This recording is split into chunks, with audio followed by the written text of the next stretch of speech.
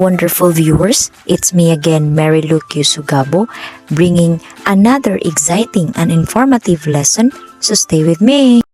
Hi everyone! Let me start this with a quick question. Should education simply pass on knowledge or should it help reshape society? In this lesson, we will explore how three philosophers, namely George Counts, Theodore Bramelt, and Paulo Freire. Let me start this with a short introduction. Education does not exist in isolation. Education is closely connected to society and it influenced by the social condition, values, and issues.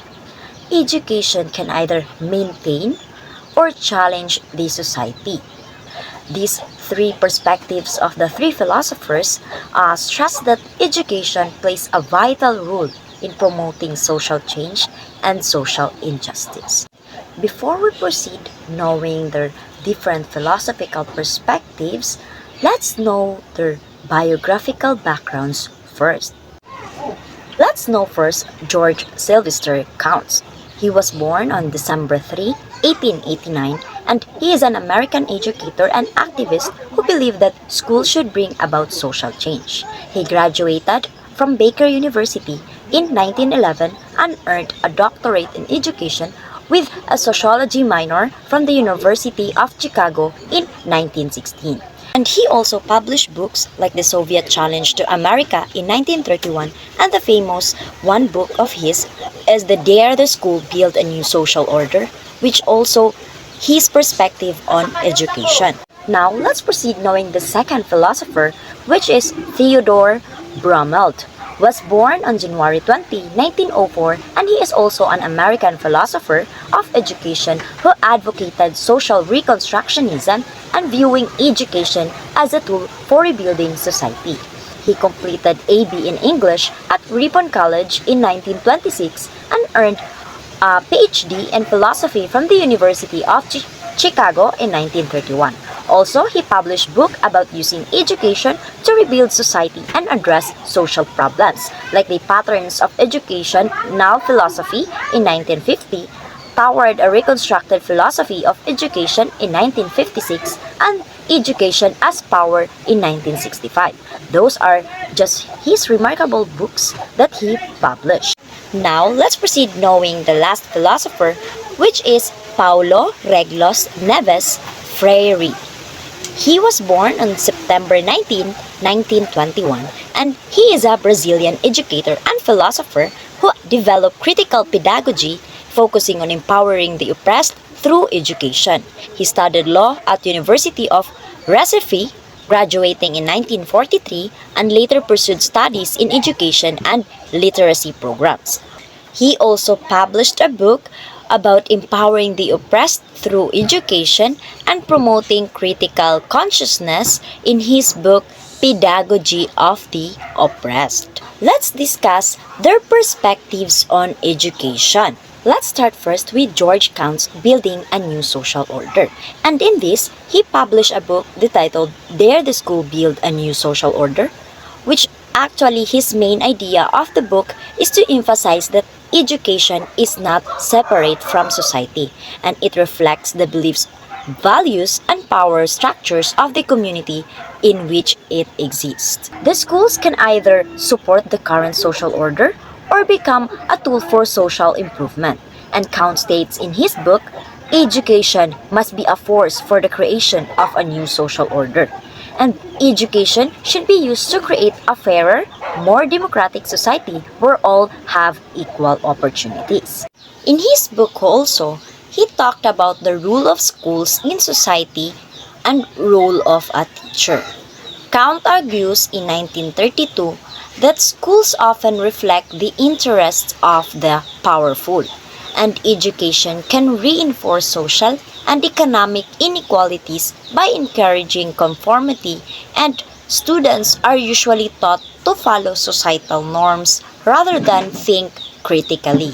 And schools have the potential to help students recognize problems and create positive change. Now let's proceed to Theodore Bramell's perspective on education, which is social reconstructionism. So what is social reconstructionism? It is a philosophy that emphasizes addressing of social questions and a quest to create a better society and worldwide democracy. And Bramell's philosophy of education was also called Reconstructionism. So Reconstructionist educators focus on curriculum that highlight social as the aim of education. And there are two major rules of Reconstructionism, and that is to transmit culture and to modify culture. Now let's proceed to the aims of social reconstructionism in education. First is to promoting critical thinking. So students are taught to analyze questions and evaluate societal issues rather than just accept them. And fostering active citizenship, which education encourages students to participate in society, understand their rights and duties, and contribute to their society. Social reconstructionism also emphasizes the roles of the teacher and the student. Now let's proceed to the last philosophical perspective on education on Paulo Freire in his critical pedagogy. So Paulo Freire's critical pedagogy is a new way of teaching that focuses on open dialogue, encouraging learners to think deeply and helping education become a tool for positive social change. And Freire's critical pedagogy is a problem-posing education. Paulo Freire also talks about the difference between the critical pedagogy and dialogue and the banking model of education. So the critical pedagogy and dialogue is a learning happens through dialogue between a teacher and the student. In a banking model of education or the traditional approach, students often treated as empty containers that teachers fill with information. The teacher talks and students listen and memorize. Learners are always passive and are not encouraged to question ideas, and knowledge is seen as fixed and unquestionable, and this model supports obedience and maintains existing social inequalities. That's why in his critical pedagogy and dialogue, he proposed an approach where students can be an active participants in the learning process.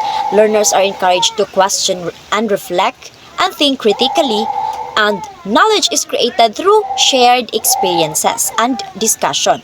And education becomes a tool for empowerment and social transformation. As what I've said earlier, Paulo Freire's critical pedagogy is a problem-posing education. So let's know what is problem-posing education. It is a teaching method that emphasizes the active creation of knowledge by students. It aims to develop critical thinking, creativity, and the ability to find solutions to real-world problems. In conclusion, education is not just about process of transferring knowledge. It is deeply connected to society and has the power to shape social values, challenges injustices, and promote positive change. Okay, it's a wrap, class.